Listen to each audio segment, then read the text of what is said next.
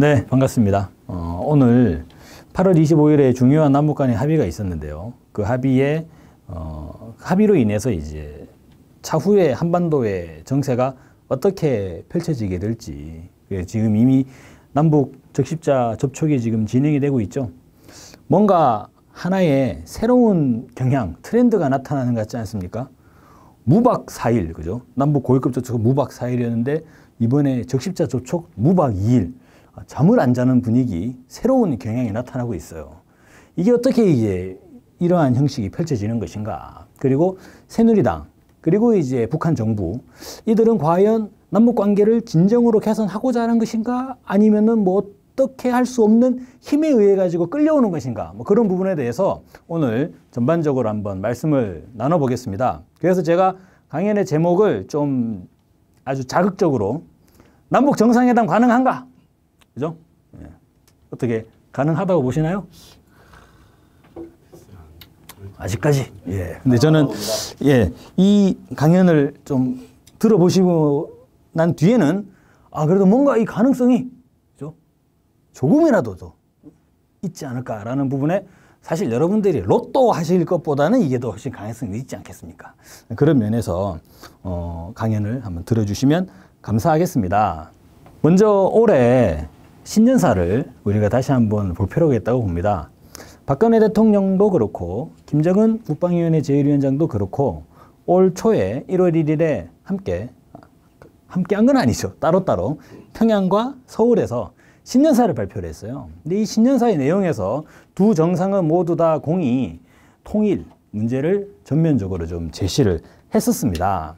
박근혜 대통령 보시면 단절과 갈등의 분단 70년을 마감하고 신뢰와 변화로 북한을 이끌어내서 물론 여기서 신뢰와 변화로 북한을 이끌어낸다라고 했기 때문에 과연 북한 당국이 저것을 받을 것이냐 이런 부분에 문제가 있는 건 사실이죠. 북측에서는 어떤 이야기를 했는가 보시면요. 분위기와 환경이 마련되는 데 따라 최고위급 회담도 못할 이유가 없습니다 라고 하면서 최고위급 회담, 이것은 바로 남북 정상회담이겠죠. 사실상 그래서 올 1월 1일에 그런 이제 평가들, 전망들이 많았습니다. 아니 올해 그럼 남북 정상회담이 신년사에 올라가는 게 이게 처음 아니냐 하면서 아니 뭐 남북 간에 무슨 물밑 접촉이 있냐? 아니 무턱대고 저러지 막 최고위급 회담을 얘기하지 않았을 거 아니냐? 뭐 이런 이야기들이 상당히 많이 있었던 것이죠. 실질적으로 남북 관계 관련해서 남측은 튼튼한 안보를 바탕으로 단절과 갈등의 분단 70년을 마감하고 신뢰와 변화로 북한을 이끌어낸다. 이렇게 하면서 북한을 변화시키겠다라는 입장을 가지고 있는 것이 걸리긴 합니다. 하지만 북측을 보면 어떻습니까? 하나의 그냥 구호를 제시했는데 올해가 광복 70돌이죠. 그래서 조국 해방 70돌이 되는 올해에 온민족의 힘을 합쳐 자주통일의 대통로를 열어나가자라고 했는데 자주통일의 대통로. 최근에 이제 북측의 관리들이 남쪽에 내려와서 작년에 황병서 조선인민군 총정치국장이나 그런 사람들이 이제 내려와서 회담을 할 때를 보면 대통로라는 발언들을 많이 해요. 그러니까 남북 관계를 크게 열어나가자 뭐 그런 의미로 이제 보여지는데 이것이 하나의 북쪽에서 남북 관계에 대한 좀 시종일관된 입장이 아니냐. 왜냐하면 다들 알고 계시다시피 북한의 정권의 속성상 그 신년사가 아주 가장 좀 높은 그런 정치적 규정력을 갖게 되겠죠. 자주통일의 대통로를 열어나가자. 이렇게 제시를 했다는 측면에서는 자주통일이니까 외세를 좀 이제 빼고 그래서 미국이나 중국 이런 외세 요인을 제거하고 남북이 주인이 되는 방향에서 대통로를 열어나가자는 건 무엇이겠습니까? 다방면적인 교류와 협력을 활성화해내고 긴장 구조를 혁파해 나가자. 이런 이야기로 볼 수 있겠죠. 박근혜 정부는 이에 대해서 북한을 변화로 이끌어내겠다. 그래서 북한을 바꾸겠다. 그러다 보니까 다들 알고 계시다시피 흡수통일이냐? 그래서 흡수통일 논란도 빚어지고 뭐 그랬던 부분이 있지 않습니까? 그럼 어쨌거나 남북의 두 정상의 신년사를 비교를 해보면 둘 모두 통일을 이야기하곤 있습니다만 통일에서 온도차가 확연하게 있었다. 이런 부분들을 우리가 확인을 할 수가 있어요. 그러는 와중에 얼마 되지 않았습니다. 지난 8월 10일에 여러분들은 휴전선 인근에서 벌어졌던 의문의 지뢰 사건을 알고 계시죠? 의문의 지뢰 사건 모르면 지금 한국 사회에서 이거 모르면 간첩이에요. 그죠? 자, 의문의 지뢰 사건. 근데 실질적으로 이 지뢰 사건이 발발했던 날짜가 언제냐면 우리가 모두 다 알고 있는 8월 10일이 아니고 그로부터 6일 전이었던 8월 4일이었습니다. 8월 4일에 우리 군 수색 작전 중 목함지뢰 폭발했다. 이것이 국방부의 공식적인 입장이 6일 뒤에 나타나게 돼요. 왜냐하면 8월 4일에 지뢰가 폭발했는데 그로부터 이틀 뒤에 이게 8월 6일자 경향신문에 기고한 한국지뢰제거연구소, 한국지뢰제거연구소라는 연구소가 있다고 합니다. 여기에 김기호 소장이 뭐라 그랬습니까? 밑에 자 보십시오. 이번에 폭발한 지뢰는 M14 대인지뢰로 우리가 매살한 것이다. 아유, 정말 저는 이 기사를 막 검색해 보다가, 그죠? 지금은 인터넷에서 삭제되고 없습니다. 존재하지 않는 기사인데, 김기호 소장은 그 당시에 어떻게 판단했느냐? 8월 6일자에. 이번 8월 4일에 있었던 지뢰 사건은 아군 지뢰가 폭발한 것이구나 라고 이 사람은 인식을 했다는 거죠. 왜냐하면 여기 보시면 그 지역은 2000년 6월에도 물론 15년 전입니다만 그때에도 DMZ 정찰 작전 중 육군 1사단 수색 대대장과 후임 대대장 등 2명이 두 다리를 잃고 중대장이 다리에 관통상을 입었던 것이다 라고 이야기하고 있지 않습니까? 그러면 15년 전에도 그 지역에서 발목을 부상당하는 사건이, 지뢰 사건이 있었고, 이번에도 또 이 통문을 지나는 과정에서 이 하사관들이 발목을 부상을 당했으므로, 물론 김기호 소장은 그것은 아군 지뢰에 의한 사건인 것 같다라고 처음에 이렇게 분석을 했다는 것이죠. 그런데 이것이 시간이 흘러가지고 8월 10일이 됐습니다. 8월 10일이 되면서 완전히 기류가 바뀌게 되죠. 지뢰 폭발은 북의 도발, 북측 사과와 책임자 처벌할 것을 요구하는 국방부의 공식 성명이 나가게 됩니다. 이 8월 10일을 기점으로 한반도는 매우 급격한 군사적 긴장으로 치달아가게 되었죠. 뭐 아니나 다를까 8월 14일에 갑자기 중요하게 볼 필요가 있는데요. 미 국방부에서는 아시아 태평양 해양 안보 전략이라는 것을 공개를 하게 됩니다. 그러더니 시간이 지나면서 DMZ에 근무했던 경험이 있는 이런 예비역들을 대상으로 8월 4일 날 지뢰가 좀 뭔가 이상하다. 뭐 그런 이제 여론들이 계속적으로 확산이 되기 시작했습니다. 이를테면은 뭐 이런 의견들도 있었죠. 북한의 목함지뢰는 TNT가 200g 들어가가지고 밟으면 사람들이 그냥 죽는데, 근데 아군의 대인지뢰는 TNT가 30g밖에 들어있지 않아서 사람이 죽는 건 아니고 이제 발목이 절단되는, 그래서 발목지뢰라고 부른다고 하는데, 어떻게 목함지뢰를 3개나 터졌는데 수색하던 우리 장병들이, 물론 이건 정말 다행스러운 일이죠. 그들이 목숨을 건졌다는 것은. 근데 상반신에 대한 부상이 없이 전부 다 발목 부상만 나타날 수가 있느냐. 이거 발목지뢰 같다. 뭐 이런 이제 의견들이 나타나기 시작을 했고요. 또 국방부에서 TOD 영상을 공개했는데, 아니 왜 폭발 이후의 영상만 공개하고 그 이전의 영상은 공개하지 않는 것이냐. 물론 뭐 이거는 뭐 국방부에서 어떤 말 못할 사연이 있을 수는 있겠습니다만 여러 가지 의문들이 좀 제기가 됐던 것이죠. 그리고 또 이 당시에 지뢰에 대한 부분이 문제가 되어 왔는데 8월 20일을 계기로 새로운 사건으로 완전히 국면이 전환되게 됩니다. 그것은 무엇이었냐면 8월 20일 오후 3시 53분에 국방부에서 그 시간에 이런 일이 있었다라고 발표를 하게 되죠. 북한이 DMZ에서 포격을 했다. 그죠? 북한이 DMZ에서 포격을 한 것을 아군의 레이더로 포착을 했다. 뭐 이런 이제 이야기가 나오게 됩니다. 그러면서 그 지금까지 지난 10일간 이야기되던 떠들썩한 지뢰 사건은 갑자기 온데간데 사라져 버렸어요. 그러더니 이제는 막 포격, 그죠? 그리고 북쪽에서는 이제 남쪽에 있는 대북 확성기를 이제 공격하겠다. 그리고 북쪽은 우리 대한민국은 북한에 대해서 북한이 포격을 했으니까 우리도 이제 자주포를 대응 사격했다. 이런 이야기들이 막 나오게 됩니다. 그래서 실질적으로 휴전선에서 포격전의 가능성이 상당히 대두가 되는 것이죠. 그런데 가만히 보시면 국방부의 발표 내용을 보면 처음에는 인민군 휴전선에서 포격 이러면서 이제 기사가 자극적으로 딱 나왔습니다. 그런데 실제 그 내용을 보면 14.5mm 고사포를 한 발 발사했다. 그렇게 이제 파악을 하는 거예요. 그것도 실질적으로 그 탄환을 이제 제시를 하거나 아니면 탄환이 맞은 흔적을 제시하거나 그런 부분이 없이 아군의 대포병 레이더, 아서에 나오는 이제 대포병 레이더에 따르면 그런 궤적이 포착이 됐다. 뭐 이런 이제 이야기를 합니다. 그런데 14.5mm는 단위를 환산해 보면 1.5cm죠. 그래서 사실 지름 1.5cm짜리 대포가 어디 있겠습니까? 이거는 이제 뭐 포와 총의 분류와 기준으로 보면 애매한 구석이 있습니다만 이거는 사실 이제 기관포 그리고 이제 기준에 따라서는 기관총으로 분류할 수도 있는 총탄이죠. 고사포가 한 발 발사했다는 겁니다. 근데 이게 자 뉘앙스가 다르지 않습니까? 인민군 휴전선에서 포격이라고 기사가 나가는 거하고 북한군 휴전선에서 사격 이렇게 나가는 거하고 완전히 어때요? 어감이 다르죠. 완전히 어감이 달라요. 근데 또 어떤 내용이 있냐면 우리 국방부는 대포병 레이더에서 이런 뭔가 궤적이 나타나니까 그것에 대한 진위 여부를 분석에 들어갔다고 합니다. 왜? 아니 군의 입장에서 보기에도 야 이거 뭐 레이더에 나왔다는 거야. 아무튼 레이더 나왔는데 이거 뭐지? 하면서 이거 진짜 북한 애들이 쏜 거 맞아? 이거를 이제 분석 작업에 들어갔다는 거예요. 분석 작업에 들어가던 도중에 4시 12분이 되자 북한이 DMZ 내에 DMZ 안쪽에다가 그러니까 DMZ 비무장지대 내부는 북측 관리구역이 있고 남측 관리구역이 있죠.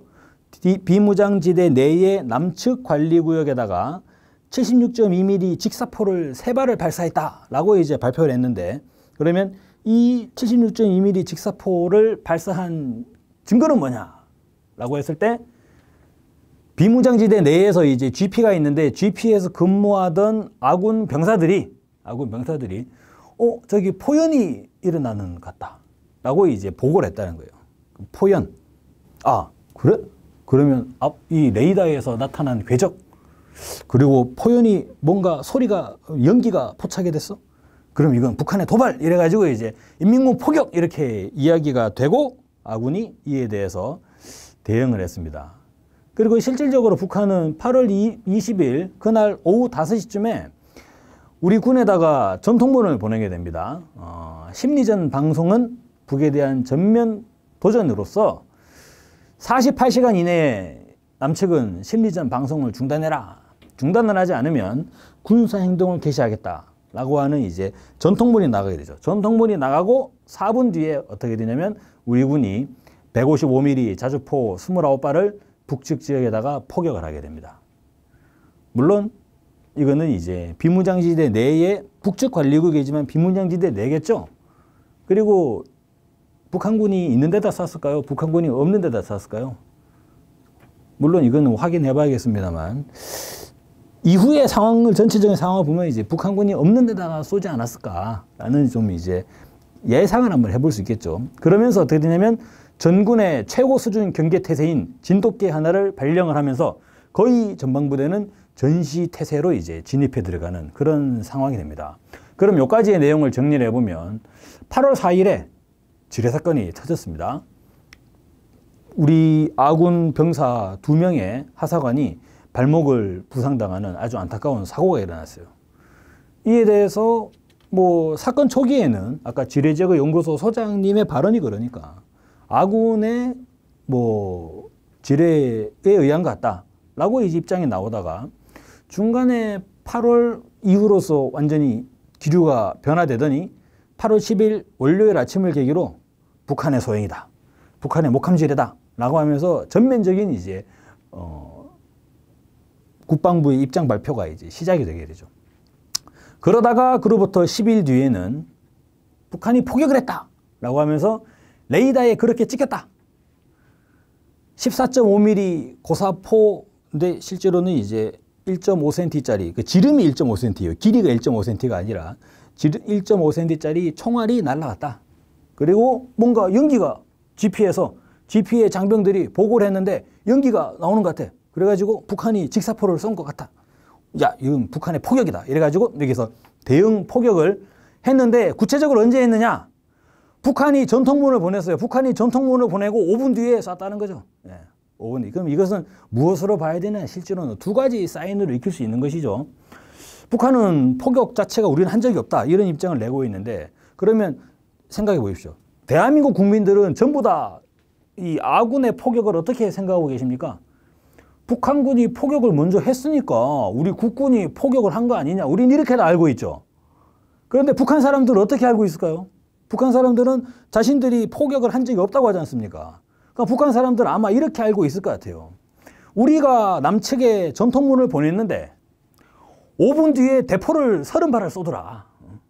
이렇게 돼버린 거죠.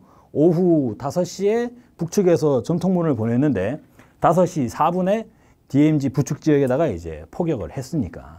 그렇게 되면서 남북이 어떻게 됩니까? 상당히 좀 다른 인식을 가지게 되겠죠. 사실상 이 휴전선님께서 실질적으로 국지전인 그런 교전을 할 가능성이 매우 높아지게 됐습니다. 그러다 보니까 자, 국군이 휴전선 물론 비무장지대 내라고 하지만 엄연히 북측 구역이잖아요. 북측 구역에다가 대포를 29발을 쏴버렸어요. 북한은 어떻게 대응하느냐? 그날 저녁에 조선노동당 중앙군사위원회 긴급 확대회의를 개최를 하게 되죠. 그러면서 전선지대에 준전시 상태를 선포하고, 그죠? 그리고 준전시 체제로 그렇게 들어가게 됩니다. 그 8월 21일에 북측이 준전시 상태를 선포하고 이제 전시 대응 태세에 진입을 하게 되면서 남북 고위급 접촉이 이어지게 되는데 이 남북 고위급 접촉에서는 정말 특이하게도 그죠? 무박 4일간의 거의 마라톤 협상. 마라톤 중에도 진짜 이런 마라톤은 있을 수 없죠. 김관진 실장의 표정을 보세요. 거의 잠을 못 잤습니다. 4일간이나 잠을 제대로 자지 못한 그런 상황에서 거의 남북의 체력전을 거의 방불케 했다고 생각이 드는데 어쨌거나 8월 25일에 다행스럽게도 협상이 타결이 됐습니다. 그래서 8월 25일 새벽 2시에 청와대는 남북 고위급 접촉의 결과를 6개 항의 합의문을 발표를 했죠. 근데 실질적으로는 이것이 공동보도문 형식으로 그렇게 발표가 된 것입니다. 그런데 발표된 내용을 보면 이거 대한민국 정부 그리고 국방부에서 이야기하는 내용이 너무나 좀 잘 이해가 되지 않는 상황이 나타납니다. 8월 24일 아침만 하더라도 그러니까 남북 고위급 접촉이 계속적으로 이제 마라톤 싸움 거의 3일간 밤을 자지 않는 그런 마라톤 싸움이 계속 이어지는 상황에서도 박근혜 대통령은 청와대 수석 비서관 회의를 개최하면서 일종의 모종의 협상의 가이드라인으로 보여질 수 있는 그런 발언을 이제 하게 됩니다. 어떤 발언이냐면 확고한 사과 그리고 재발 방지를 이제 전면에 제시를 하게 되죠. 주체가 명확히 드러난 사과 그리고 이제 재발 방지 약속. 김관진 실장은 이것을 과연 어떻게 했느냐? 여기 보시게 되면 공동 보도문이 있는데요.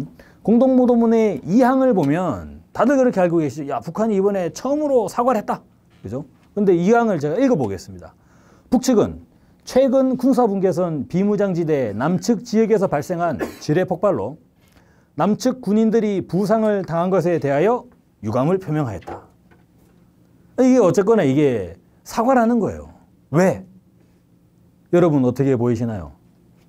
사과로 보이시나요? 북측이라는 주체가 들어갔다. 그죠? 주어에 북측을 담았다. 북측이 유감하지 않았냐. 이거는 사과다라고 이제 이야기를 하고 있습니다만 제가 보기에는 이것이 그러니까 북한이 보기에는 사과가 아니고 남한이 보기에는 사과가 되는 뭐 그런 내용이 되려면 이 대목이 삭제가 돼야 돼요. 남측 군인들이 부상을 당한 것에 대하여 이게 빠져야 돼요. 이걸 빠지고 제가 한번 읽어보겠습니다. 북측은 최근 군사분계선 비무장지대 남측 지역에서 발생한 지뢰 폭발에 대하여 유감을 표명하였다. 그럼 어떻게 돼요? 지뢰 폭발에 대해서 유감을 표명했다라고 됐다면 남측에서는 이건 사실상 북측이 지뢰 공격한 걸 사과한 거 아니냐라고 해석할 수 있죠. 해석할 수 있어요. 그런데 북측은 우리는 아니다. 우리는 그게 아니라 우리는 남측의 군인들이 다쳤다고 하니까 인지상정해 미안하다고 뭐 이런 이야기가 공방이 오고 가는 거죠. 그래서 한간에서 떠돌고 이야기되고 있는 북측에서 보기에는 사과가 아닌데 남측에서 보기에는 사과가 아니에요. 이것은 이항은. 이항은 뭡니까? 이항은 이건 누가 봐도 사과가 아닌 거예요. 북측에서 봐도 사과가 아니고 남측에서 봐도 사과가 아닌 거죠. 단지 우리 정부만 사과라고 하고 있는 거죠. 그리고 우리 언론과 그리고 물론 그런 언론들에서는 이번 이 보도문은 정말 특이하게도 미국이 정말 발빠르게 움직였는데 뉴욕타임즈나 워싱턴 포스트 같은 내용들을 보면 합의문이 발표되고 바로 어떤 입장이 발표가 됐냐면 북한의 사과, 박근혜의 승리 하면서 딱 기사가 먼저 나오더라고요. 미국 쪽에서 지금의 남북 고위급 조척을 매우 유심하게 보고 있었고 이에 대한 입장을 바로 딱 꺼냈다. 꺼낸 게 뭐냐?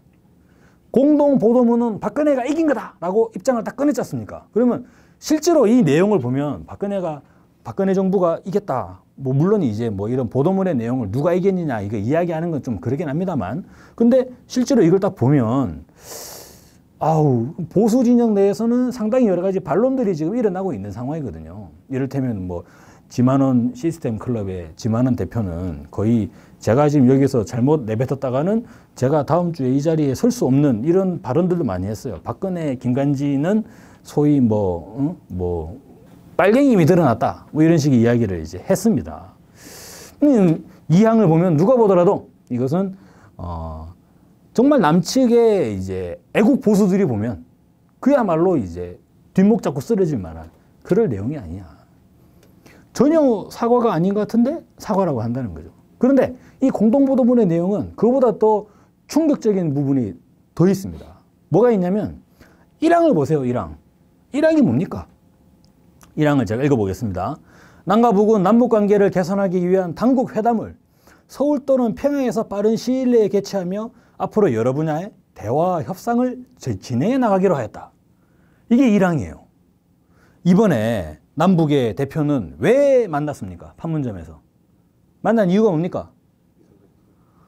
이산가족 상봉하기 위해서 만난 건 아니고 지뢰 사건으로부터 출발해가지고 휴전선에서의 포격 이런 부분들에 대한 전반 휴전선에서 군사적 긴장 문제를 해결하기 위해서 남북이 모인 거잖아요.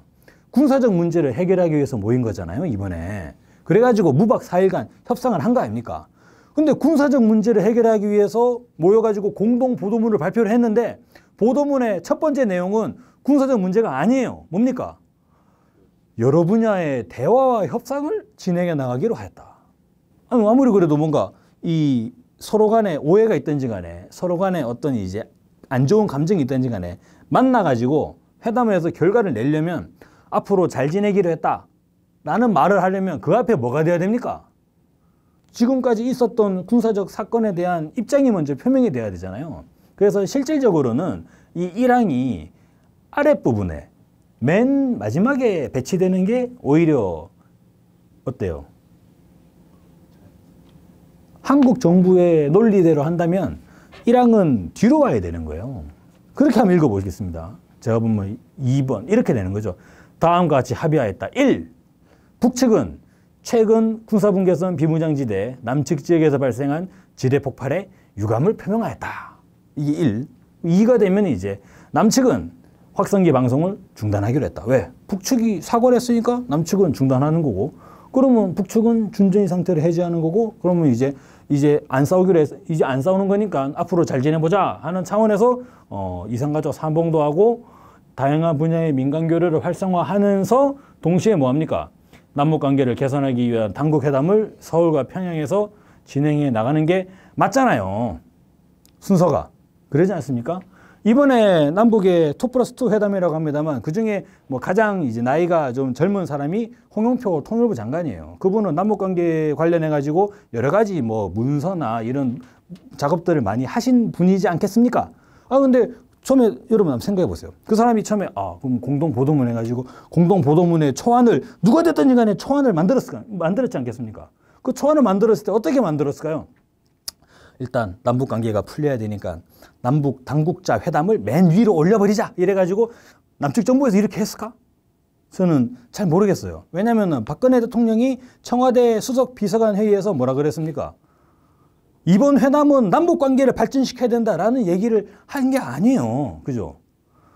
사과와 재발 방지를 받아와야 된다. 이렇게 가이드라인을 사실상 뭐 가이드라인이나 평가가 있습니다만 그렇게 이야기 되지 않습니까? 그런데 아주 이 친박이라고 매우 유명세를 떨치고 있는 우리 홍 장관께서 그러면 나는 그래도 1항을 맨 위에 올려야겠다. 이렇게 문서를 정리하진 않았을 것 같아요. 이건 누가 보더라도 항목의 구성을 보더라도 그죠? 그리고 이른바 사과라고 하는 내용의 정도를 보더라도 이것은 누가 보기에도 이거는 우리 정부가 너무 좀 뭡니까? 이 협상에 수세적이지 않았나, 끌려가지 않았나, 뭐 이런 식의 평가를 실질적으로 이제 가질 수밖에 없는 그런 상황이 분명히 저는 존재한다고 보여지는 것입니다. 그렇다면 과연 그렇게 대한민국의 군부를 보면 기세등등했지 않습니까? 8월 20일 오후 5시 4분만 하더라도 155mm 자주포를 휴전선 북측 지역에 29발을 쐈습니다. 그러면서 뭐라 그랬습니까? 아마 적어도 축구장 3배 정도 되는 면적이 초토화됐을 것이다. 이렇게 이야기했지 않습니까? 이렇게 기세등등한 대한민국 군부가 그리고 김관진 청와대 안보실장은 어디 출신입니까? 합참의장 출신이잖아요. 그래서 그런 이야기도 막후의 이야기도 나오더라고요. 김관진 실장이 북측 대표들에게 그렇게 이제 이야기했다는 겁니다. 그러니까 전군을 지휘해 본 사람의 입장으로서 하면서 이야기를 했다는 거예요. 근데 물론 뭐 전군을 평시에 지휘를 했겠죠.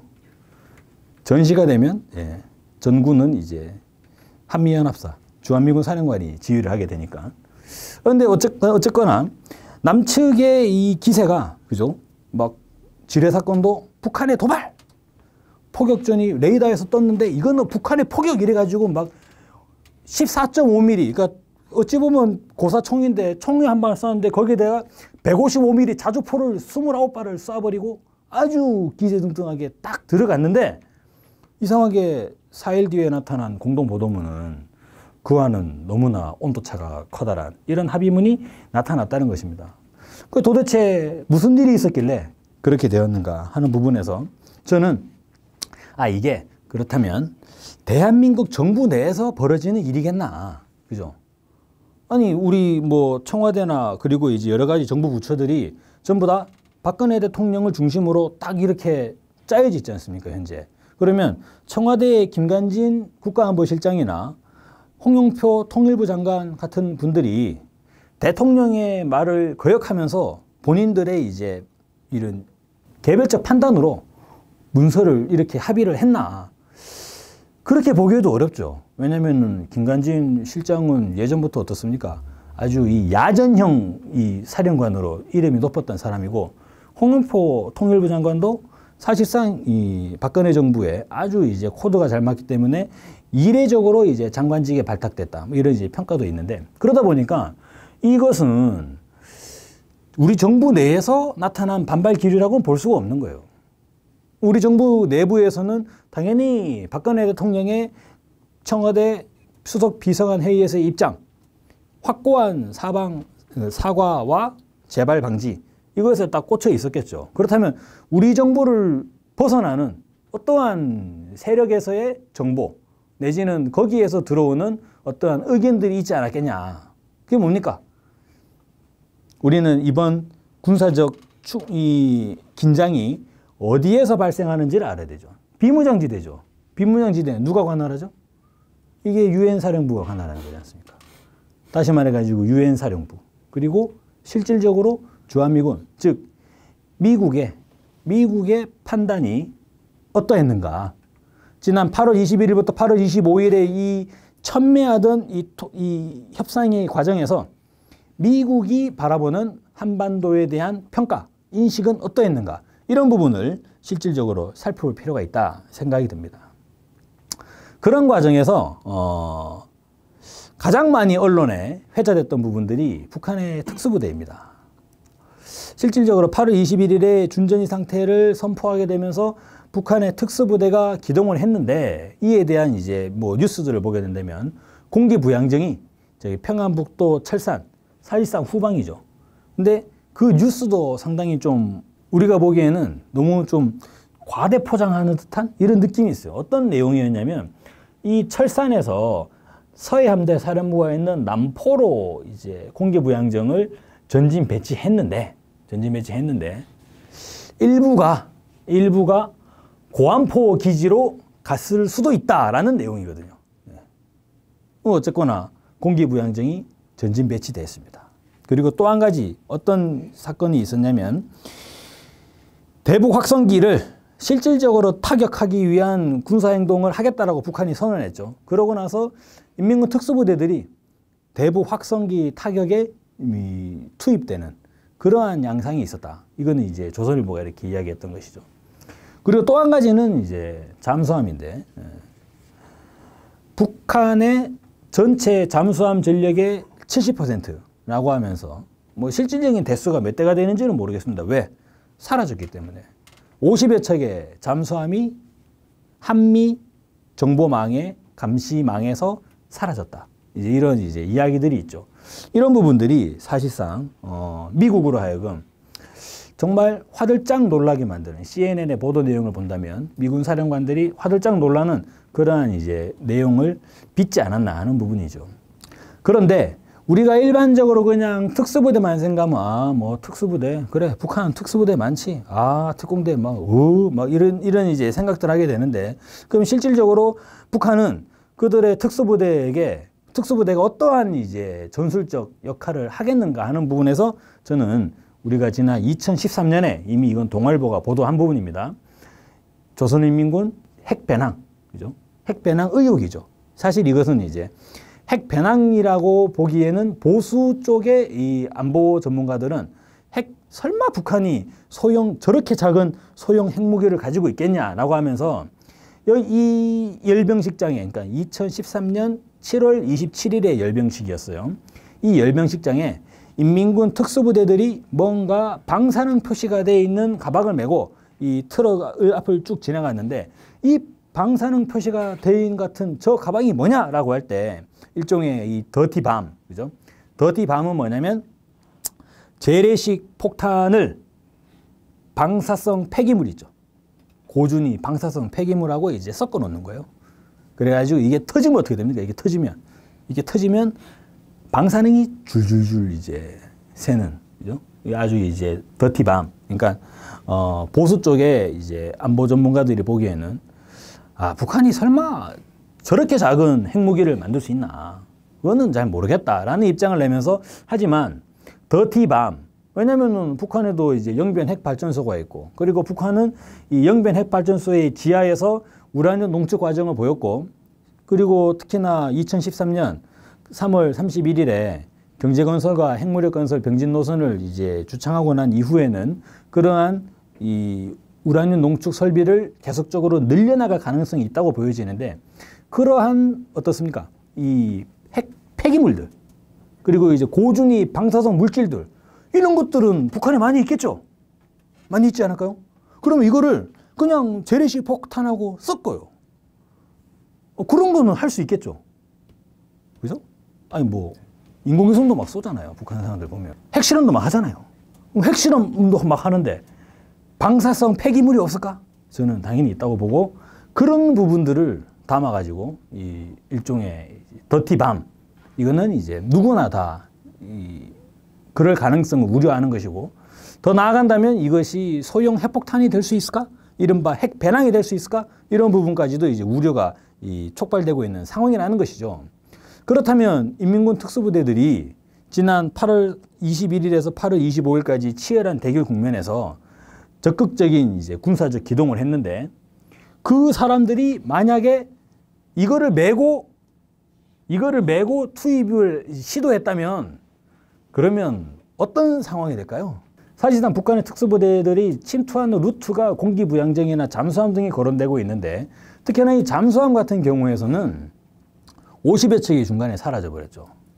사실상 후방 배후로 잠수함이 기습적으로 이제 치고 들어올 가능성을 미군 사령관들은 우려를 하지 않았는가 생각이 듭니다.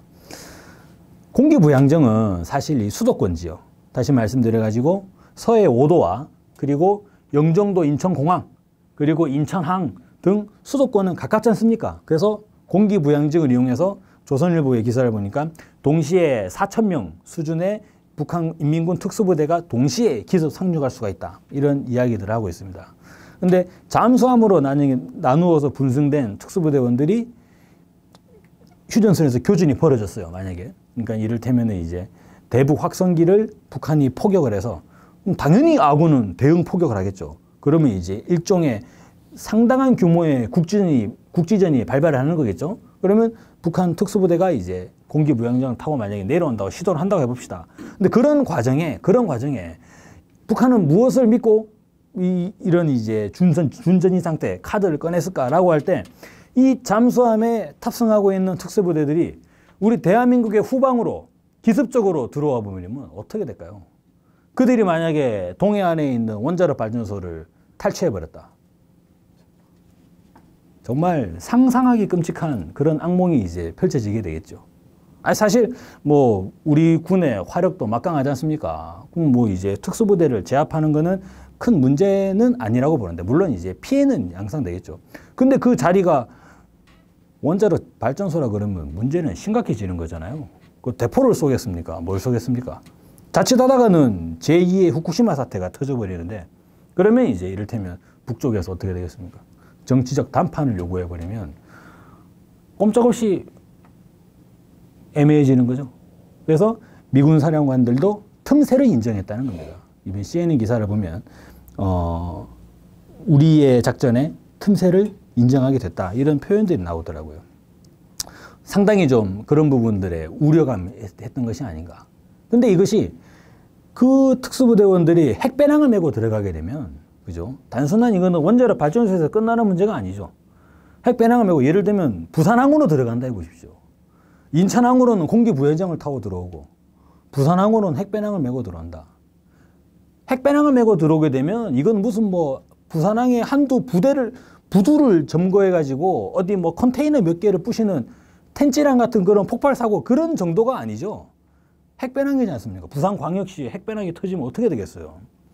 그러면 또 어떻게 됩니까? 그냥 정말 우리 정부로서는 매우 난감한 상황이 펼쳐지는, 우리 정부라기보다는 더욱더 문제가 되는 것은 주한미군 사령관들, 주한미군들의 입장에서는 정말 난감한 상황이 펼쳐져 버리는 그런 이제 위험성이 있다는 것이죠. 그리고 그런 부분이 또 중요한 게 8월 21일에 그 긴급 확대회의, 조선노동당 중앙군사위원회 긴급 확대회의에서 준전이 상태가 선포된 이후에 북한이 실제로 그런 기동을 하고 있다. 그런 내용들이 미국의 정보 자산에 의해 가지고 계속적으로 이제 포착이 되고 있는데 잠수함이 사라져 가지고 이제 어디 있는지 판단이 안 되는 거예요. 이러다 보니까 미군 사령관들이 매우 놀랬다. 그래가지고 펜타곤에 있는 국방 전략가들과 이제 심도 깊은 회의를 개최했다 그러고, 그러고 나서 CNN 보도에 어떤 내용이 나오냐면 한국 정부의 긴장 완화를 권고했다. 이런 얘기가 나옵니다. 한국 정부의 긴장 완화를 권고했다. 그러면 이제 퍼즐이 좀 풀리는 거죠. 박근혜 대통령은 8월 24일 오전에 그죠? 약간 좀 원칙적인 그런 입장을 제시했습니다. 확고한 사과, 재발 방지, 이게 필요하다. 근데 미군 사령관들은 뭔가 좀 다른 판단하는 거예요. 그래서 한국 정부에다가 한반도 긴장 완화를 권고했습니다. 그럼 어떻게 될까요?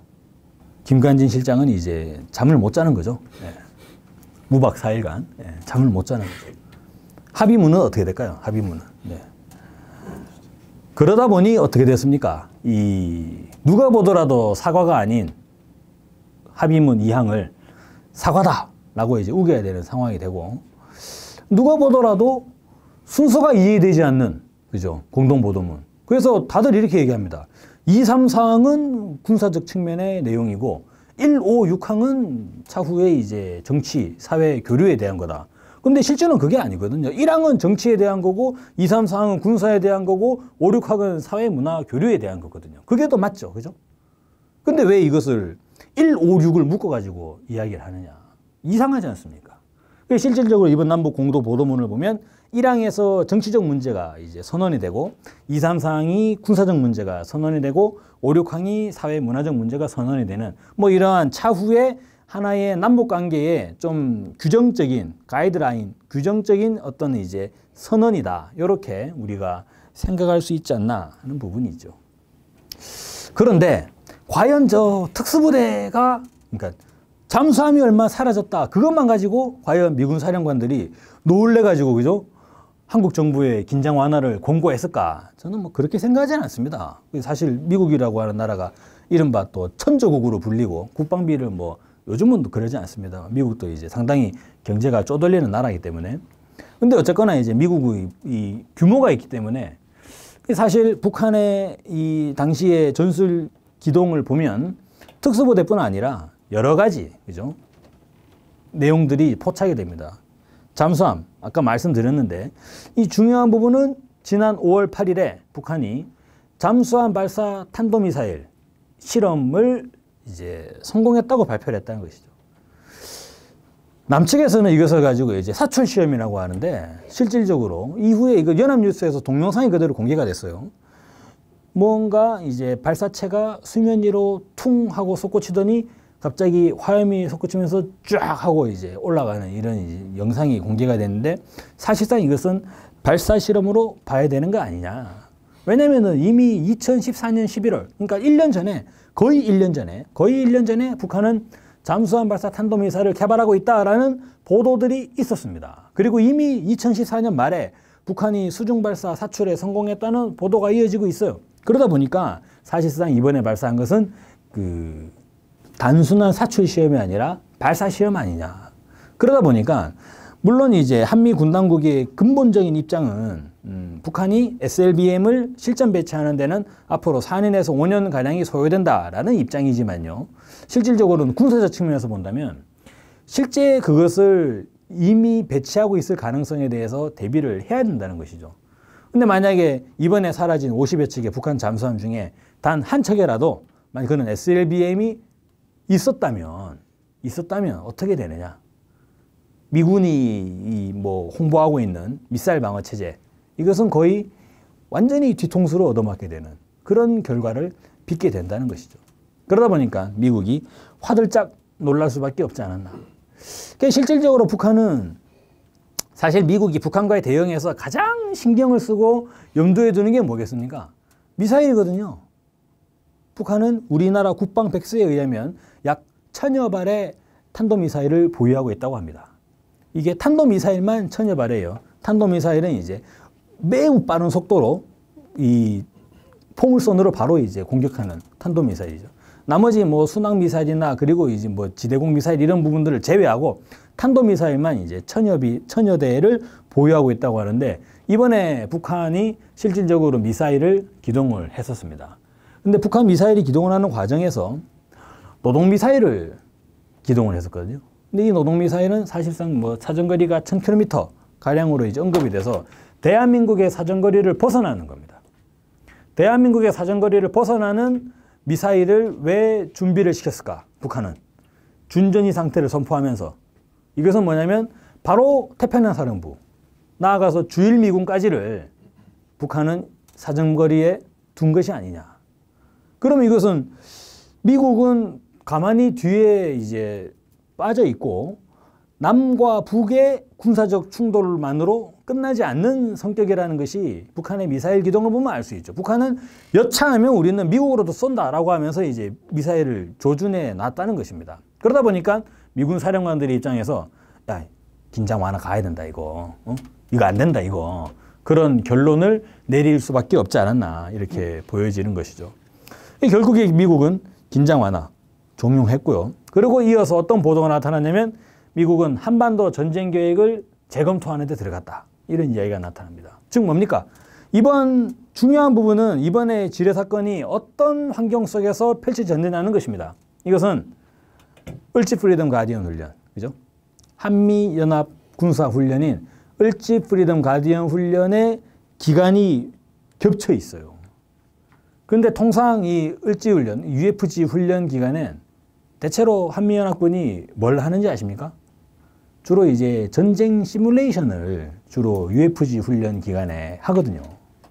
그래서 왜 예전에 보면 그런 보도들이 많습니다. 전쟁 시뮬레이션을 돌려봤더니 미국이 엄청나게 많은 사상자가 나오더라. 그리고 이제 뭐 미국이 거의 뭐 상당히 어려워지더라. 뭐 미국이 어떻게 할 수 있었더라. 이런 내용들이 주로 나타나는 그런 전쟁 시뮬레이션이 바로 UFG 훈련을 전후한 시점에서 나타납니다. 근데 이번은 그렇다면 어떻게 되느냐? 사실상 미국이 한반도 전쟁 계획을 재검토한다는 부분은 야 이거 새로 짜야 된다. 그죠? 지금 우리가 준비해온 대북 대응 태세를 전면적으로 새로 짜야 된다라고 판단을 내렸다고 볼 수 있겠죠. 그렇다면 이 대목에서 저희가 한번 생각해 볼 필요가 있습니다. 뭔가 좀 이상하잖아요. 갑자기 그죠? 휴전선에서 지뢰 사건이 나타났는데 이것을 북한의 소행이다 라고 공격을 하기 시작하는 게 8월 10일이었어요. 8월 4일에 터진 지뢰를 8월 10일까지 조용했던 것도 이상하고 8월 10일부터 갑자기 막 북한의 비열한 도발, 이야 진짜 도발도 이렇게 비열할 수가 없다 하면서 이제 계속적으로 공격이 시작되는데 8월 10일부터 8월 25일까지 정확하게 15일간 그죠? 15일간 막 공격을 하다가 결국에 고위급 합의를 보면 남북관계 개선하는 방향으로 나타나 버렸어요. 그러면 미국은 애초에 뭘 노렸다는 거죠. 그죠? 이번 지뢰 사건을 우리가 제대로 한번 북한을 타격하는 기회로 삼자라고 했던 거냐. 미국은 애당초 무엇을 노렸길래, 그죠? 실질적으로 폭격까지 진행되는 극한 한반도의 군사적 긴장 속에서 미국은 군사 긴장 완화를 한국 정부에 공고할 수밖에 없었느냐 이것입니다. 이 부분을 이제 이해하기 위해서는 지금까지 나타나는 이제 미국과 북한의 좀 정치 군사적인 위치를 한번 살펴볼 필요가 있습니다. 다들 아시다시피 2013년 3월 달에 북미 간에 첨예한 군사적 대결이 있었죠. 그 과정에서 이제 북한은 아까 말씀드린 경제건설과 핵무력 건설 병진 노선, 즉 경제 핵 병진 노선을 제시를 했고, 경제 핵 병진 노선은 뭡니까? 경제를 발전시키는데 핵도 발전시킨다는 거죠. 이것은 노골적인 핵 증산이에요. 북한은 핵 증산을 선언한 겁니다. 2013년에. 그죠? 북한이 핵 증산 선언하는데 미국의 대응은 무엇입니까? 오바마 행정부의 대응은 전략적 인내잖아요. 전략적 인내. 야, 이것도 진짜 충격적인 거죠. 우리 성적이 흔드시는 애국 보수님들 다시 한번 생각해 보셔야 돼요. 아니, 북한은 지금 이 순간도 핵을 만들고 있는데 그에 대한 대응이 전략적 인내? 참는다고? 미국은 계속적으로 참았던 것 같습니다. 그러다 보니까 어떻게 되느냐. 초조해집니다. 그죠?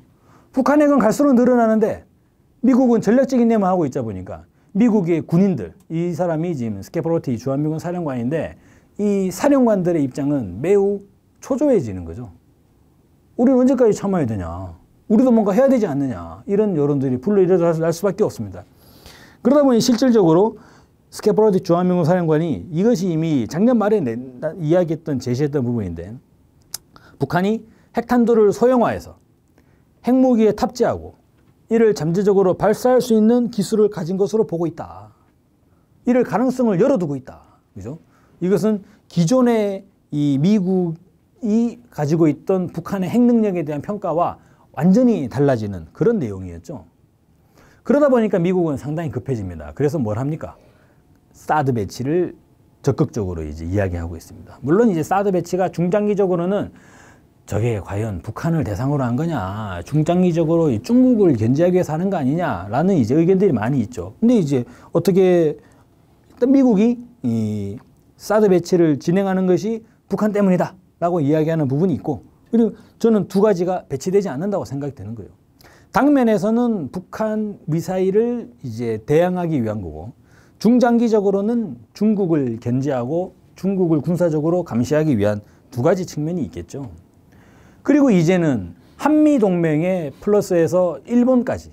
그죠? 그래서 한일 간의 군사교류를 적극적으로 종용을 하게 됩니다.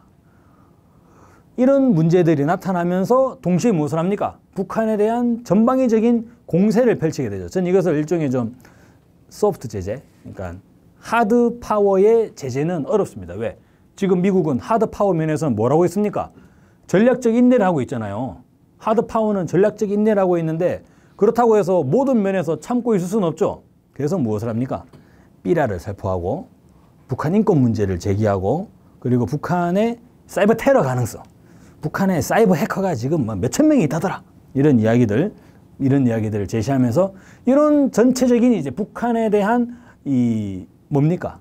안 좋은 부정적인 면을 집중적으로 공격하는 거죠. 이런 부분은 어디에 타겟을 두고 있냐면 정치 외교적으로, 그죠? 북한이 국제사회에 정상적으로 들어오는 것을 허용하지 않겠다는 겁니다. 그죠? 미국의 입장에서는. 철저하게 우리는 북한을 계속 고립시킬 것이고 북한은 어떤 나라냐? 국제사회 너희들에게 결코 북한은 친해질 수 있는 나라가 아니야 라는 것을 이제 이야기하는 거죠. 그런 면에서 북한이 미국인들이 지금 삐라살포하고 북한 인권 사무소를 설치하고 북한 인권 결의안을 채택하는 그런 행동들은 북한에 대고 하는 거라기보다는 저는 다른 나라들을 대고 하는 것 같아요. 북한이랑 친하게 지내지 마 라고 하는 그런 이제 모종의 제스처가 아닌가. 근데 물론 이런 이야기를 듣지 않는 사람이 러시아의 푸틴 대통령이도 있죠. 그러니까 이 상황은 이렇게 정리가 되는 것이죠. 미국은 핵이 늘어나고 있는 북한을 이제 대상으로 한 지 지금 2년이 됐습니다. 근데 원래 미국은 한반도의 전시작전 통제권을 가지고 있잖아요. 그래서 무엇이 있습니까? 한반도 유사시 작전 계획이 있죠. 이른바 작계 5027부터 작계 5027, 작계 5029, 작계 5030 여러 가지 작전 계획들이 있잖아요. 한반도 전쟁 계획이죠. 한반도에 전쟁이 난다면 미국은 어떻게 대응할 것인가 그에 대한 계획이 있기 마련입니다. 워 플랜이 있죠. 근데 이것이 이제 변화돼야 되는 상황이 되지 않았나는 것입니다. 어떻게 변해야 됩니까? 북한 핵이 늘어나고 있잖아요. 자, 여러분. 우리는 몇 년 전만 하더라도 어떤 한반도 전문가들이 TV에 나와가지고 이런 말 하는 걸 많이 봤습니다.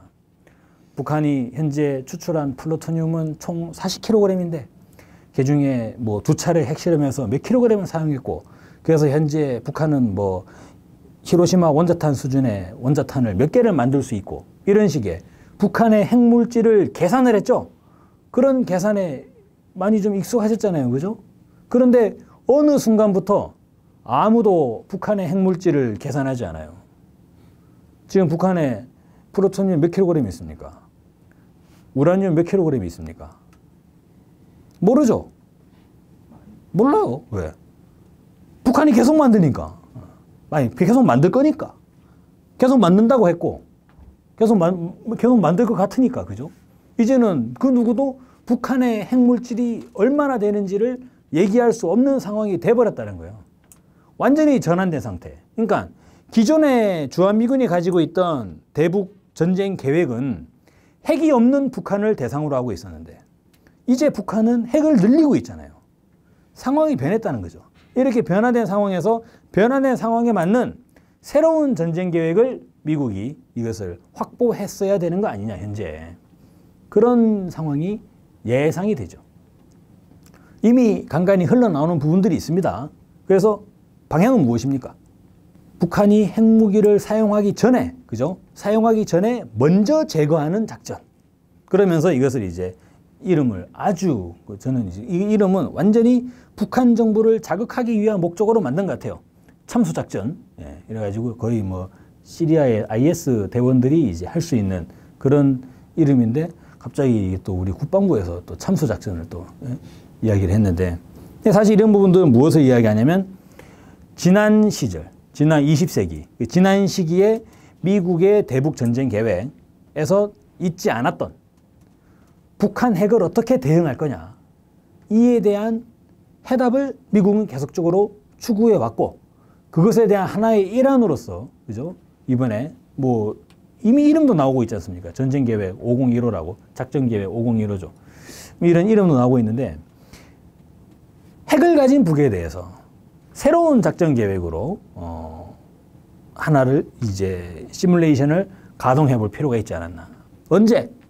이번 을지 프리덤 가디언 훈련 기간에. 예. 그런데 어떻습니까? 어떻게 됐습니까? 그런데 해봤더니 이거는 미처 생각하지 못했던 비어 있었던 부분이 있었다는 거예요. 북한이 잠수함 50척을 동시에 기동을 시켜버렸네. 미군 사령관들이 다 깜짝 놀랐습니다. 미군 사령관들이 생각하기에는, 그죠? 탈북자들의 증언, 뭐 이런 것들이 있겠죠. 아니 뭐 북한은 뭐 기름도 없다던데 그냥 뭐 다들 모조품이고 다 그냥 뭐 해놓고 그냥 뭐 앉아 쉰다던데 다들 농사 지러 가고 뭐 그러고 있다던데 그런데 갑자기 잠수함 50척이 동시에 기동을 해버린 거예요. 그러니까 미군 사령관은 깜짝 놀라버린 거죠. 저 50척에는 뭐가 있을까? 그죠? 저는 그 북한이 사라진 잠수함 50척에 단순히 그냥 어뢰만 싣고 있었다? 저는 그렇게 생각하지 않습니다. 어뢰가 싣고 있었다는 것은 이것은 2차 대전의 독일의 유보트 전술로 볼 수 있는 거죠. 그러니까 미국에서 영국으로 향하는 전쟁 물자를 독일의 잠수함 유보트가 상선을 격침시키잖아요. 근데 그것은 미국의 대응으로 거의 전술은 실패해버리고 말았어요. 어떻게 실패했습니까? 모든 항로를 하나로 맞춰버린 거예요. 하나로. 모든 상선은 이 길만 다녀라. 그리고 그 길에 대잠수함 전력을 집중 배치해 놓은 거예요. 그러면 유보트가 어떻게 더 이상 상선을 공격합니까? 그죠? 거기다가 미국과 영국은 거의 7,000km가량 떨어져 있죠. 상당히 이제 백길력인데 대한민국은 어때요? 부산항 해봐야 부산항에서 일본으로 가는 그 대한해협, 좁은 대한해협 딱 봉쇄하는 거는 시군중 먹긴 하는 거죠. 그런 면에서 저 동시에 사라진 북한 잠수함 50척에는 뭐가 탑승하고 있을까? 그죠? 특수부대원? 핵배낭? 이런 생각이 들면 이제 거의 빈틈이 있었다라는 것을 미군 사령관들이 그래서 인정할 수밖에 없지 않았나 하는 부분이죠. 그러다 보니까 한반도 전쟁 계획을 재검토하는 겁니다. 이거는 상당히 좀 커다란 의미가 있는데 북한은 준전시 상태를 이번에 돌렸어요. 준전시 상태를 돌리면서 물론 북한은 내부적으로 어떤 평가를 하는지는 모르겠습니다만 이미 그 당중앙군사위원회 이후에 평가회의는 또 했다고 언론에 대대적으로 공개는 하더라고요. 근데 상당히 좀 긍정적으로 평가를 했어요. 근데 미국은 어떻게 했습니까? 전쟁 계획을 재검토해야 된다. 그럼 이건 뭐가 되냐면 북한은 지금 전쟁 계획이 있는데 미국은 전쟁 계획이 없는 거예요. 저는 이것이 이번 공동합의문의 상당히 좀 커다란 시사점이다 이렇게 말씀드리겠습니다. 그래서 어떻게 되느냐. 향후의 남북관계는 변화할 것 같습니다. 북한은 전쟁 계획이 있는데 미국은 아직 전쟁 계획을 만들지 못했다. 미국은 전쟁 계획을 새로 만들어야 되는 상황이에요. 그러면 북한이 계속적으로 적극적으로 그죠? 북한이 전략적으로 가지고 있는 남북관계에 대해 전략적으로 가지고 있는 입장 아까 맨 처음에서 말씀드렸죠. 자주통일의 대통로를 열어나가자. 전면적인 관계 개선 이런 부분들을 이제 적극적으로 요구했을 가능성이 높지 않은가. 그래서 지난 8월 25일에 판문점에서의 접촉에서도 그죠? 저는 김관진 실장이나 홍영표 장관이 처음부터 저런 공동보도문을 만들어가지고 북측과 협의했다고는 생각되지 않습니다. 확고한 사과, 그죠? 사과와 주체를 명시하고 확고한 재발 방지 약속 이런 것들을 전면에 내세운 보도문을 가지고 이제 조율을 했겠죠. 뭐 이야기했지 않습니까? 전군을 지휘해본 입장에서 이야기했다 그러고 그리고 실질적으로 그 대포병 레이더 아서에 나오는 레이더 궤적까지 펼쳐놓고 북측에게 다 자세한 자료로 설명을 다 했다 이런 얘기를 하고 있습니다. 그건 무엇입니까? 사과를 받으려면 지뢰뿐 아니라 포격에도 사과를 받아야 되잖아요. 그죠? 북한이 포를 쐈다면서요. 포격에 사과를 받아야 되는 거예요. 포격은 더 심각한 문제가 될 수 있는 거예요. 그런데 포격에 포자도 없죠. 차포 띄고 하는 것도 아니고 이상하죠. 예. 뭐 이제 이러한 부분들이 왜 그렇게 되느냐. 미국의 군사긴장 완화 공고 때문 아니냐 이렇게 보여지는 것입니다. 그래서 실질적으로 공동보도문의 내용들을 보면 남측이 박근혜 정부가 가지고 있는 북한에 대한 이제 전략보다는 북측이 가지고 있는 남북관계에 대한 전략이 더 많이 반영될 수 있는 그러한 소지가 있습니다. 그러다 보니까 여러 보수 진영에서도 이 합의문에 대해서 사실상 반발을 하고 있는 것이죠. 그런데 이 대목에서 우리는 차후에 벌어질 수 있는 하나의 사견들을 끼워가지고 생각을 해봐야 됩니다. 뭐가 있습니까? 북한이 지금 인공위성을 발사하겠다라고 치고 나올 가능성이 매우 높습니다. 그죠? 그러니까 지금까지 국면들을 보십시오. 지금까지 국면을 딱 보면 준전이 상태를 선포하고 이제 전시작전 계획에 투입이 됐는데 미군 사령관들이 이걸 보고 깜짝 놀래가지고 한국 정부에 긴장 완화를 공고했다는 거예요. 그러면 북쪽에서는 어떤 사인이 되죠. 오케이. 그러면 앞으로 차후에 지금 남북관계는 살아난 판을 걷고 있는데, 그죠? 인공위성은 사실상 이 북쪽에서 보면은 그 나라 고유의 하나의 그냥 과학기술인데, 남쪽에서 보면은 이게 군사기술로 보일 수 있는 그러한 성격을 가지고 있잖아요. 그러다 보니까 인공위성 발사를 어떻게 풀어나가야 되느냐, 이게 상당히 좀 중요한 관심사가 되어 있죠. 인공위성 발사에서 북한이 더 적극적으로 나갈 가능성이 매우 높다고 생각이 듭니다. 왜냐하면 이번에 남북 고위급의 합의의 내용을 봤을 때 남북관계를 계속적으로 열어나가는 방향으로, 그래서 현재 미국이 북에 대해서 가지고 있는 군사적 대응 태세가 마련되어 있지 않은 상황에서 북한은 계속적으로 미국에게, 그리고 이제 한국에, 남측에게 관계 개선을 한다는 것은 무엇입니까? 북한 체제를 붕괴시키고, 대한민국은 그대로 두고 북한만 체제를 붕괴시키는 그런 흡수 통일의 방식이 아니라 남과 북이 손을 잡고 함께 이제 발전해 나가는 방식, 즉 6.15 공동선언에 의거한 방식으로 강하게 요구를 할 것이고, 그러한 국면에서 인공위성 발사를 북한이 강행할 가능성도 상당히 높다, 이렇게 볼 수가 있습니다. 왜냐하면 사실상 북한은 이전에 오바마 행정부와의 관계 개선 가능성들을 볼 때 인공위성 발사를 매번 하나의 어떤 이제 미국의 대북 정책의 잣대, 지렛대로 많이 활용을 해봤던 적이 있습니다. 인공위성을 발사를 해보고 이 인공위성에 대해서 미국이 어떤 입장을 가지게 되느냐라는 걸 통해서, 아, 그러면 미국이 우리와 대결을 하자는 거구나. 대결을 맞서 나가는 것이죠. 근데 물론 이제 아직까지 미국이 북한의 인공위성 발사에 대해서 그래, 발사 축하합니다 라는 메시지를 보낸 적은 한 번도 없어요. 예. 이번에 어떻게 풀려나갈지 좀 기추가 주목이 됩니다. 이번에 아마 이제 북한도 단순히 대결하는 측면으로 이제 인공위성을 발사해서는 안 되겠죠. 이것을 어떤 이제 동북아가 다 같이 모이는, 내지는 이제 새로운 시대를 예비해 나가는 그런 취지로 협력적 차원에서 남측의 관계자들과 미국 측 관계자들을 전부 다 초청을 해서, 그죠? 그렇게 발사할 수도 있는 거지 않습니까? 그렇게 이제 최대한 한국과 미국의 의견을 받아들여가지고 발사를 하는 방향으로 좀 나가면 한반도의 긴장이나 이런 부분들은 좀 더 이제 박근혜 정부의 입지는 좀 더 살아날 수가 있겠죠. 그런 측면이 가능하지 않을까라는 생각이 듭니다. 그런데 실질적으로 이런 인공위성 발사 과정에 내는 부분에서 한국의 보수 세력들은 매우 의문과 고민에 휩싸일 수밖에 없을 겁니다, 이제. 왜냐면은 이제 한번 이번에 조선일보 사설에서 중요한 내용이 있었는데요. 북한에게 따끔하게 이번에 혼을 낼 수 있는 기회를, 혼을 낸 거냐, 이번에 합의문이 북한에 따끔하게 혼을 낸 거냐, 아니면 혼을 낼 수 있는 기회를 놓친 거냐, 이런 얘기가 있는데, 차후에 남과 북, 내지는 이제 북과 미국이 대결이면 대결이고 갈등이면 갈등이고, 갈등을 벌일 때마다 미국은 어떻습니까? 한반도에 온전한, 그러니까 핵을 보유하고 있는 북한을 대상으로 한 통일된 전쟁 계획이 없잖아요. 그러면 북측의 이런 준전시 상태, 전시동원 태세에 대해 가지고 미국은 부담을 가질 수밖에 없다는 거죠. 이런 과정들을 보면 대결에서 다시 한반도 긴장 완화를 공고하고 또 북측의 입장이 받아들여지는 거죠. 또 한번 갈등을 하다가는 또 북측 입장이 받아들여지는 과정. 그러니까 이제 박근혜 정부는 합의를, 남북 간의 접촉을 쉽게 깰 수 없는 상황이 돼버렸어요. 지난 8월 말에 남북 고위급 접촉을 보면 무박 4일. 이번에 적십자 관련 남북 접촉을 보면 무박 2일. 서로 간에 이견은 큰데 박근혜 정부도 여기서 나갈 수가 없는 거죠. 나갈 수가 없는 거예요. 긴장을 완화하라는 미국 측의 권고가 있었는데 나갈 수 있겠습니까?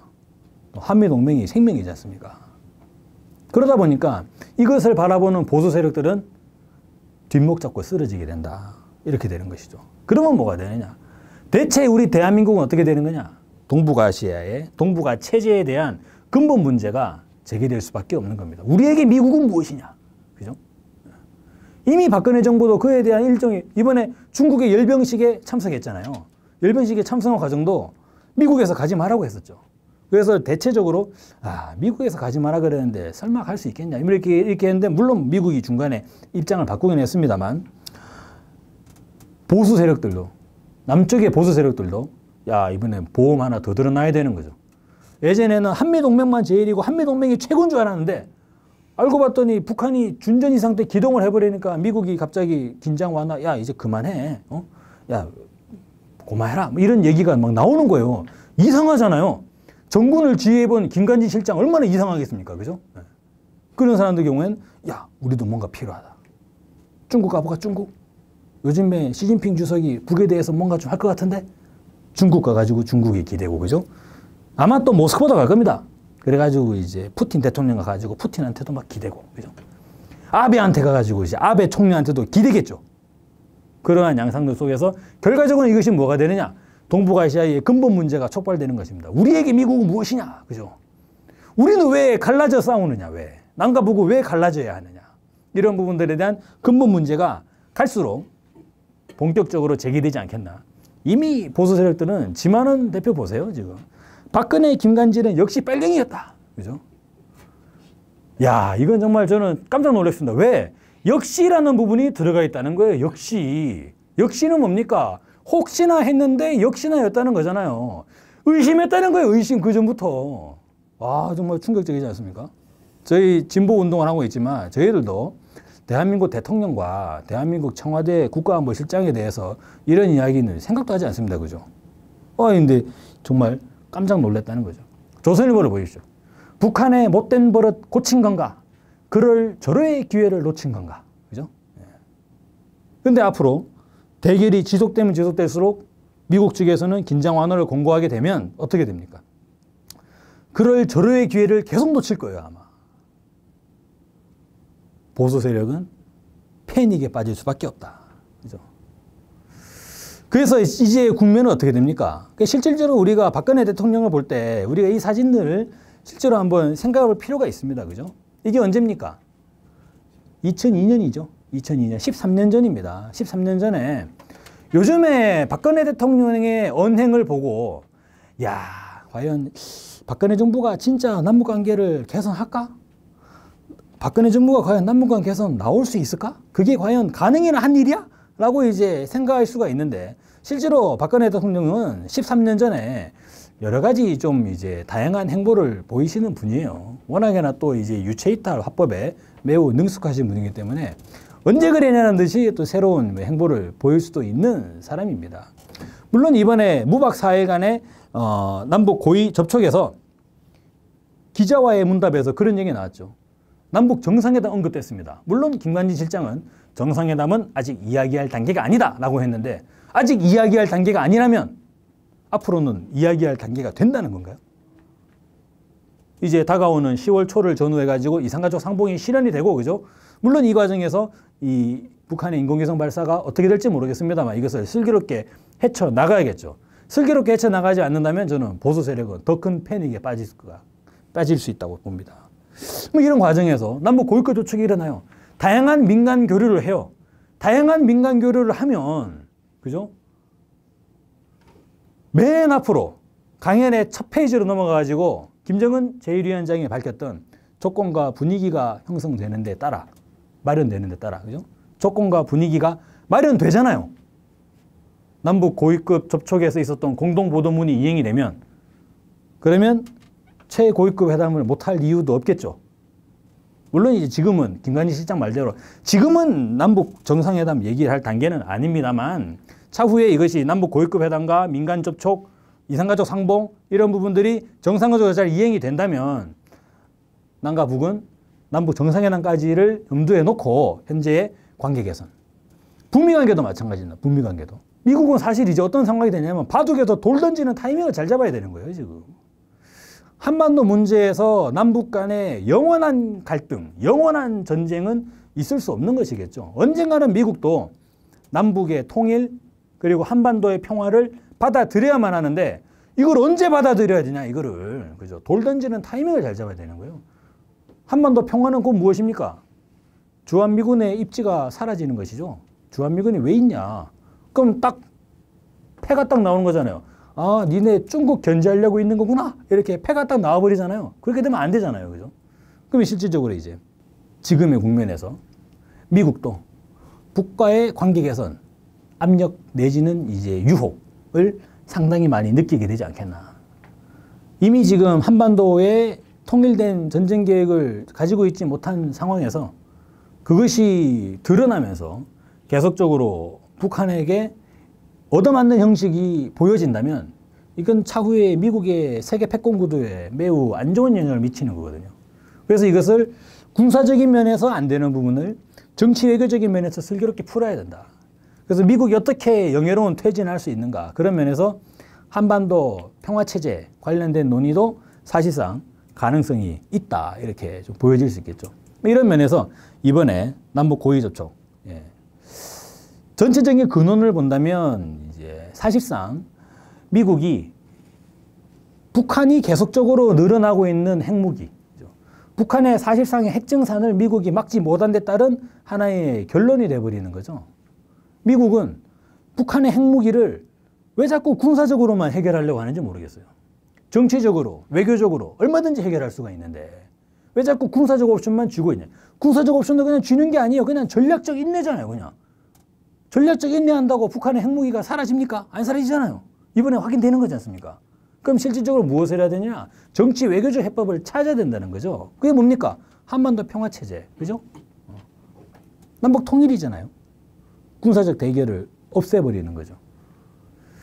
자, 그런 면에서 차후에 우리 남북 관계가 상당히 격동적으로, 그죠? 변화할 그럴 가능성이 있다고 생각을 합니다. 물론 이것이 아주 탄탄한 아스팔트 대로가 펼쳐져 있다라고는 전혀 보여지지가 않죠. 긴장과 대결을 동반하겠죠. 왜냐하면 박근혜 정부, 새누리당은 반통일 세력이라는 평가를 듣던 사람들이지 않습니까? 반통일 세력이라는 평가를 듣는 사람과 통일을 해나간다는 것은 야, 이거는 어떻게 생각을 해야 되는 거죠? 네. 실질적으로 우리가 이번에 합의 내용을 볼 때 남측의 우리 이제 뭐 진보적인 분들 내지는 이제 여러 좀 야권적 뭐 내지는 한반도 평화에 대해서 깊이 있게 관심이 있으신 분들이 보시기에 야, 새누리당이 남북관계 개선하겠냐? 어쨌거나 2017년에 정권이 교체돼야지. 2017년에 정권이 교체가 돼야지 남북관계도 가능성이 있는 거 아니야? 야, 그런데 지금 정권이 교체되겠냐 지금? 어떡하지 남북관계는? 이렇게 너무 걱정하시는 부분이 있을 수도 있는데 지금 남북관계는 그죠? 새누리당도 남북관계 개선에 나설 수밖에 없는 방향으로 그렇게 이제 흘러가고 있다.